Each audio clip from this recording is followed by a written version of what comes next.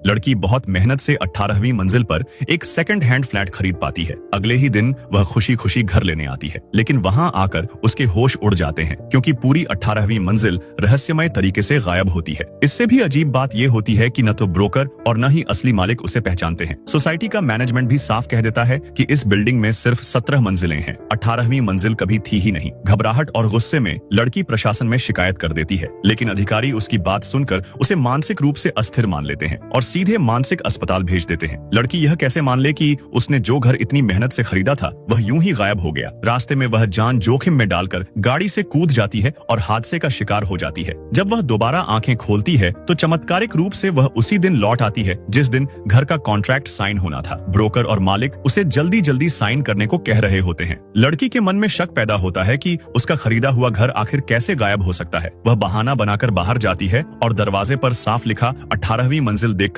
फिर उलझन में पड़ जाती है। मालिक देखने में भला इंसान लगता है, बात भी ठीक से करता है और खुद ही डिस्काउंट भी देता है। ब्रोकर इलाके का मशहूर सेल्समैन है जो हर महीने दर्जनों घर बेचता है। ऐसे में सवाल उठता है कि अगर ये दोनों गलत नहीं है तो फिर पहले जो कुछ हुआ क्या वह सिर्फ एक सपना था। लड़की काफी देर तक फैसला नहीं कर पाती। ब्रोकर याद दिलाता है कि डील कैंसिल करने पर 3 लाख का पेनल्टी लगेगा। घर की लोकेशन और कीमत उसे बहुत पसंद थी, इसलिए वह सिर्फ एक सपने की वजह से इतना नुकसान नहीं उठाना चाहती। आखिरकार वह एक बार फिर कोशिश करने का फैसला करती है। वह मोबाइल निकालकर घर खरीदने की वीडियो बनाती है और पूरे फ्लैट को चारों तरफ से शूट कर लेती है। फिर वीडियो इंटरनेट पर अपलोड भी कर देती है। ब्रोकर और मालिक को इसमें कोई आपत्ति नहीं होती। लड़की सोचती है कि अब कॉन्ट्रैक्ट, पैसे और वीडियो सबूत हैं। अगर घर फिर गायब हुआ तो वह इन्हीं के सहारे इंसाफ मांगेगी। कॉन्ट्रैक्ट साइन होने के बाद वह किराए वाले घर लौटकर सामान समेटती है। बचपन में माता पिता को खोने के बाद उसने बहुत संघर्ष देखा था और नौकरी मिलने के बाद भी वह हमेशा बचत में रहती थी। उसका सामान ज्यादा नहीं था, जो था वही उठा लेती है। नए घर की ओर जाते हुए वह खुद से कहती है, इस बार तो ठीक से टिके रहना, दोबारा गायब मत होना। अब आगे क्या होगा यह सोचकर उसका दिल तेजी से धड़कने लगता है।